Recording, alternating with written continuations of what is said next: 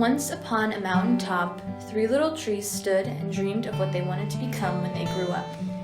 The first little tree looked up at the stars and said, "I want to hold treasure. I want to be covered with gold and filled with precious stones. I will be the most beautiful treasure chest in the world." The second little tree looked at the small stream trickling by on its way to the ocean. "I want to be traveling mighty waters and carrying powerful kings. I'll be the strongest ship in the world."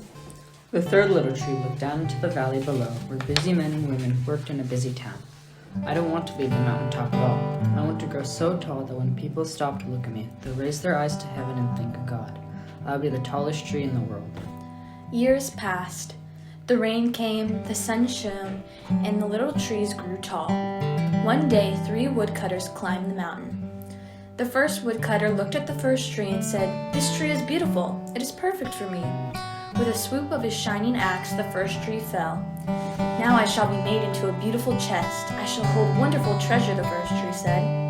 The second woodcutter looked at the second tree and said, "This tree is strong. It is perfect for me." With a swoop of his shining axe, the second tree fell. "Now I shall sail mighty waters," thought the second tree. "I shall be a strong ship for mighty kings." The third tree felt his heart sink when the last woodcutter looked his way. He stood straight and tall and pointed bravely to heaven, but the woodcutter never even looked up. "Any kind of tree will do for me," he muttered. With a swoop of his shining axe, the third tree fell. The first tree rejoiced when the woodcutter brought her to a carpenter's shop. But the carpenter fashioned the tree into a feed box for animals. The once beautiful tree was not covered with gold nor with treasure. She was coated with sawdust and filled with hay for hungry farm animals. The second tree smiled when the woodcutter took her to a shipyard, but no mighty sailing ship was made that day. Instead, a one strong tree was hammered and sawed into a simple fishing boat.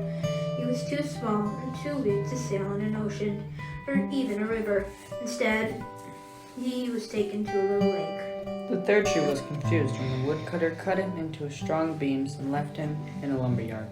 What happened, the once tall tree wondered. All I ever wanted was to stay on the mountaintop and point to God. Many, many days and nights passed. The 3 trees nearly forgot their dreams. But one night, golden starlight poured over the first tree as a young woman placed her newborn baby in the feed box. "I wish I could make a cradle for him," her husband whispered. The mother squeezed his hand and smiled as starlight shone on the smooth and sturdy wood. "This manger is beautiful," she said, and suddenly the first tree knew he was holding the greatest treasure in the world. One evening, a tired traveler and his friends crowded into an old fishing boat. The traveler fell asleep as the second tree quietly sailed out into the lake. As soon as a thundering and thrashing storm arose, the little tree shuddered. He knew he did not have the strength to carry so many passengers safely through the wind and the rain. The tired man awaked. He stood up, stretched out his hand, and said, "Peace." The storm stopped as quickly as it had begun, and suddenly the second tree knew he was carrying the King of heaven and earth. One Friday morning, the third tree was startled when his beams were yanked from the forgotten woodpile. He flinched as he was carried through an angry, jeering crowd. He shuddered when soldiers nailed a man's hands to him. He felt ugly and harsh and cruel. But on Sunday morning, when the sun arose and the earth trembled with joy beneath him, the third tree knew that God's love had changed everything. It had made the third tree strong.